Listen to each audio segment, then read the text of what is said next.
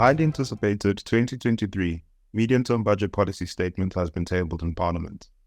We published a document highlighting our initial thoughts on the macroeconomic outlook, revenue and expenditure trends, debt matrix and issuance, and the fiscal support offered to state-owned enterprises. In line with our initial expectations, the policy statement significantly revised budget estimates relative to those tabled in the February budget. We share our thoughts on these changes on page 1 of our document. Specifically, tax revenue buoyancy estimates have been adjusted lower, mostly to account for weaker corporate income tax receipts, given the swift retracement in commodity prices in recent quarters. On the expenditure front, the year-to-date overruns will be extended into the remainder of this year and forthcoming fiscal years.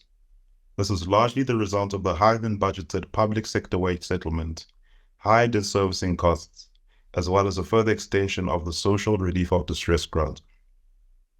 Against the backdrop of weaker nominal growth relative to February's estimates, the combination of lower fiscal revenue and high expenditure will contribute to slippage in South Africa's fiscal position.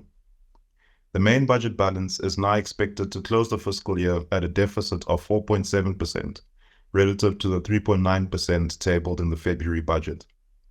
The debt to GDP ratio is also expected to weaken, with our estimate of gross debt to GDP now an approach of 80% in the outer year of the medium-term expenditure framework. Our analysis contains a summary table on page 2, highlighting the significant changes in the policy statement relative to the February estimates.